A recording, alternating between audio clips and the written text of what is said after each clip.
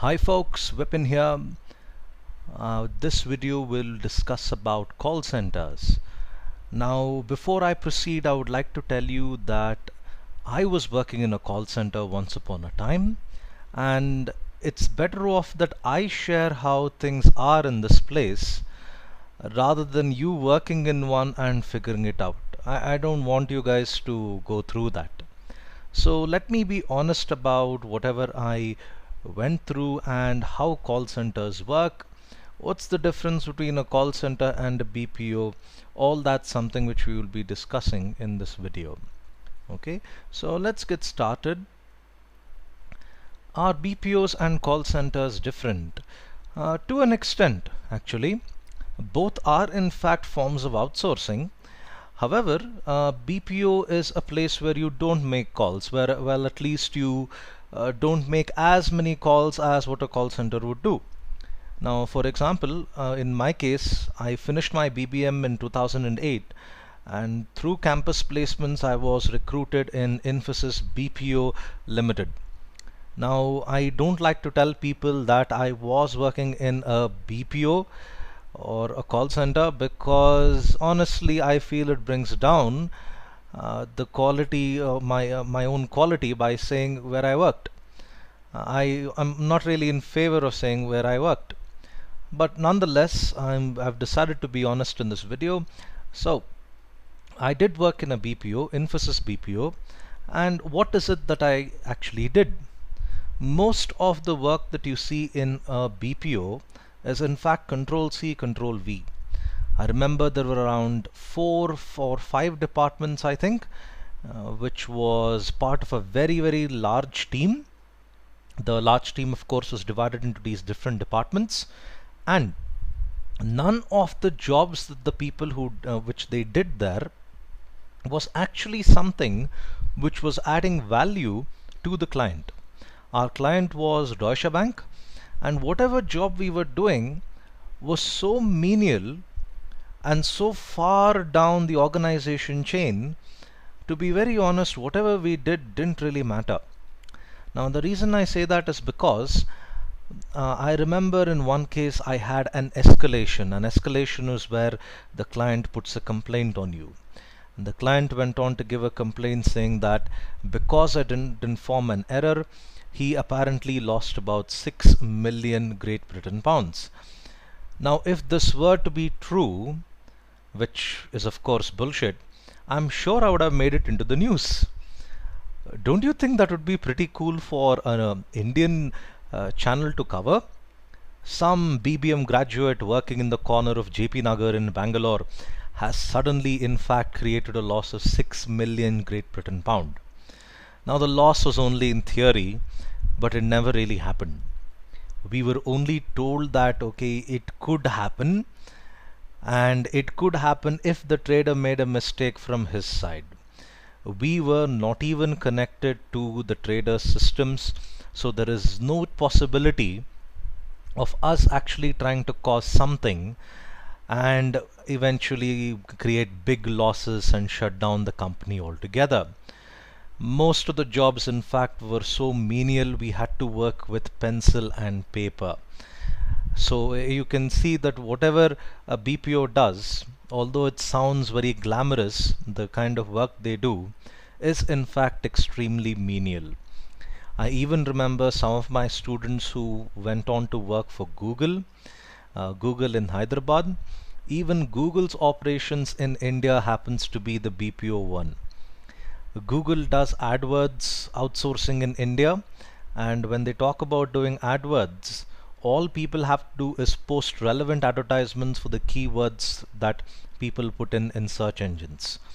The people in India do not work on the core competence of Google.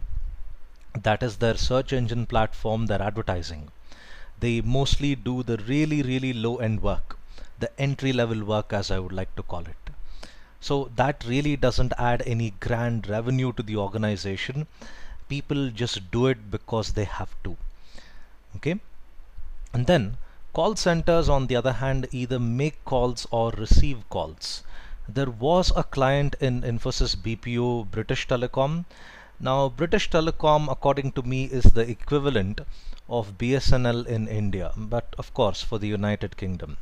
Now, just like if you have a BSNL connection, or should I say it as if you unfortunately have a BSNL connection, I'm sure you'd be going through regular interruptions in your service.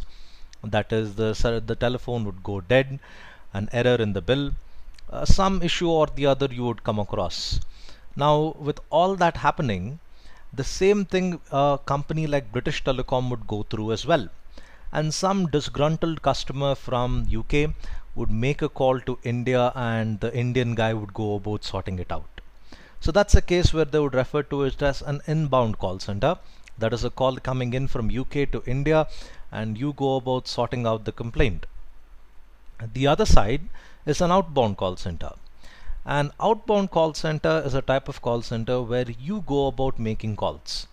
Now, this could be for various reasons. It could be that, let's say, you as British Telecom want to take over the customers of Vodafone. So what do you go about doing? You call up the customers of Vodafone and you tell them, hey, how about you go for a new plan which BT is offering? We are reducing the call charges by 30%, free text messages, free data, things like that, and you try to win a customer from Vodafone to BT. That's what you would refer to as an outbound call center, where you as an agent go about making the calls. Okay, and now one more interesting fact about call centers and BPOs. Every day once I finish my day college job, on my way home, I go past this company called Andromeda. Now, the company, as far as I know, is not as cool as the Galaxy Andromeda, but this company happens to be in a gully in KR Road. If you go past the MTR head office, just next to the MTR head office, you would see a small building. That's what you would refer to. That's the name of the company, called Andromeda. No matter what time I finish work and go through that place, I always see people come in or come out of that place. And most of the people whom I see there are either BCom or BSc graduates. Now, I've been seeing a board in front of that company, which I think for the last 4 years, since 2010 probably, or even earlier, where they've been saying Andromeda is hiring. Voice processes, contact, walk-in interview, all that. For 4 years, this company has been hiring people non-stop. So you can imagine how many people must be leaving in order for them to keep hiring continuously. A call center has effectively become a factory for people, where in a factory you see raw materials and finished products come in and come out. Here in a call center you see people walk in and walk out. The attrition rate, as they call it, attrition is a word that people use for when people leave an organization. So if the attrition rate is so bad, you can imagine how many people keep leaving a call center so easily, so often.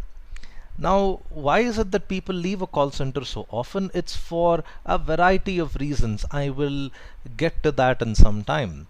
So, what's it like working in one? As someone who worked in a BPO, I can tell you it's nothing like a sitcom.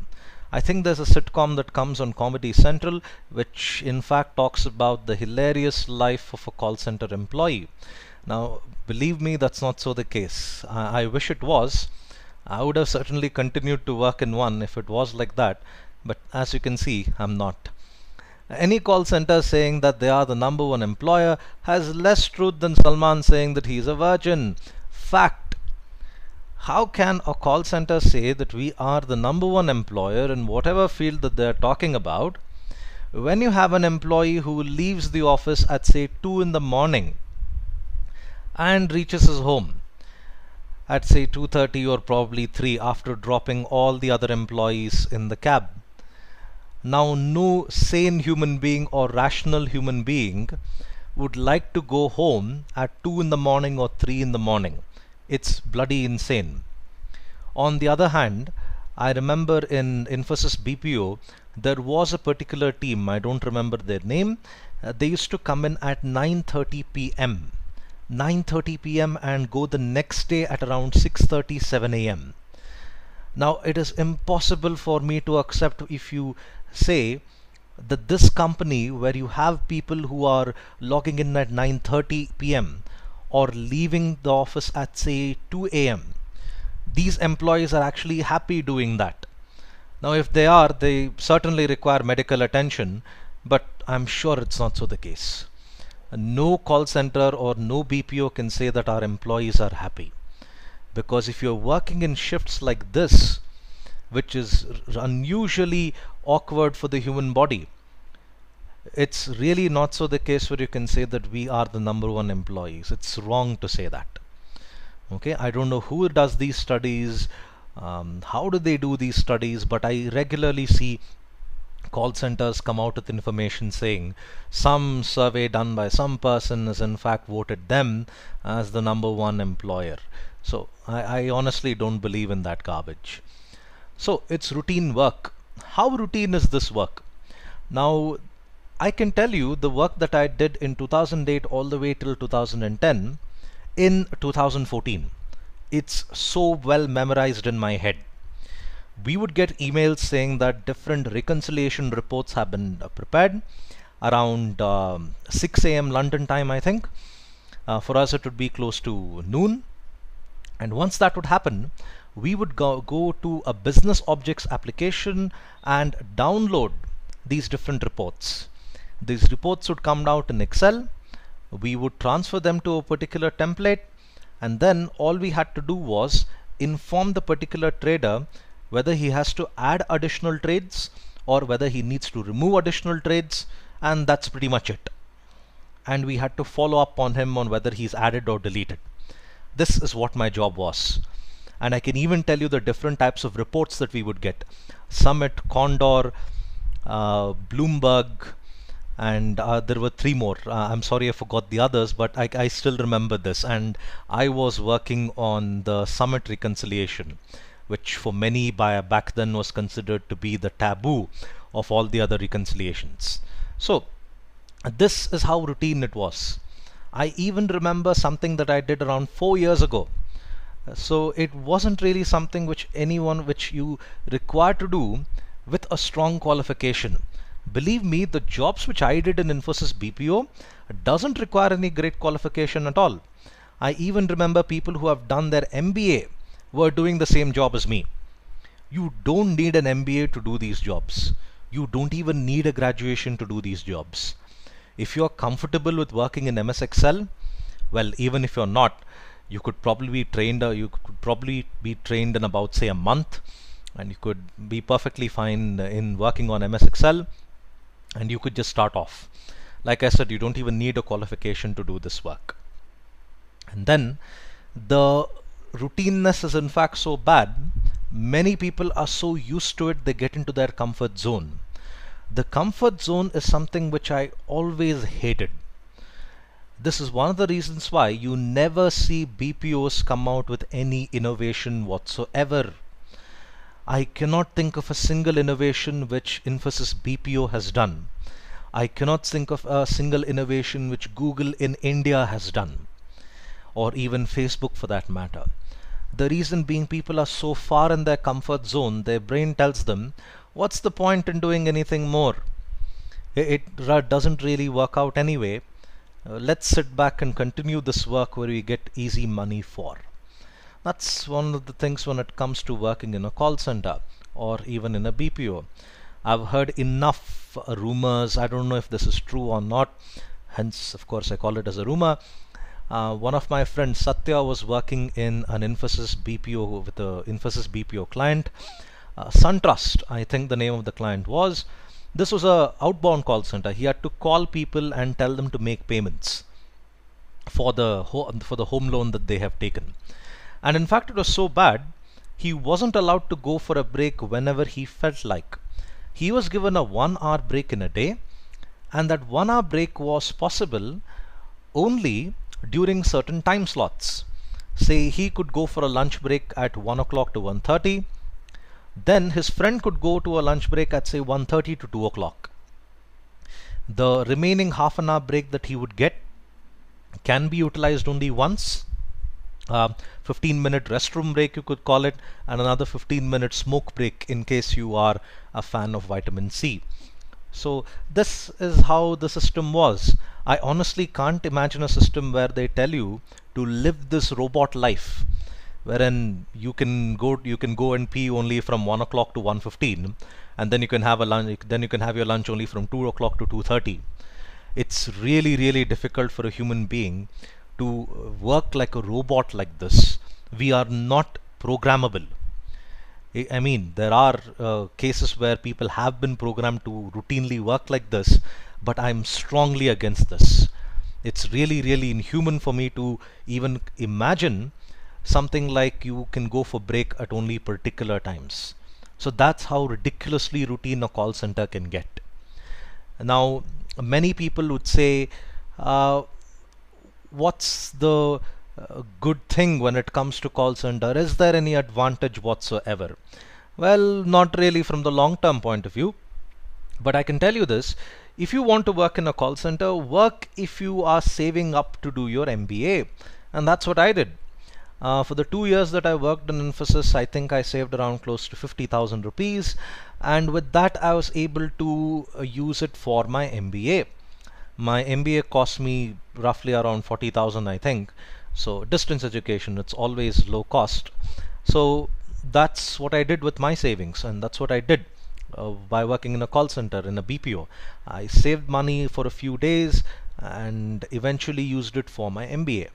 Some who don't like to utilize their savings, there are some BPO organizations that offer MBA through your working hours as well.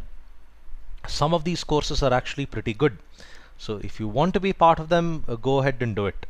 Take up an MBA course as you're working in the call center, as you're working in the BPO, and once your course is done, don't think twice, just leave. The last thing, do not consider it as a career. Why not? Because what do you think is the long-term result of you taking calls or receiving calls? What would you put on your resume?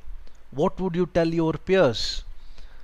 Would you go about saying, today I made a call, I had so much fun? Can you imagine how boring it is? It's really not a career for most people.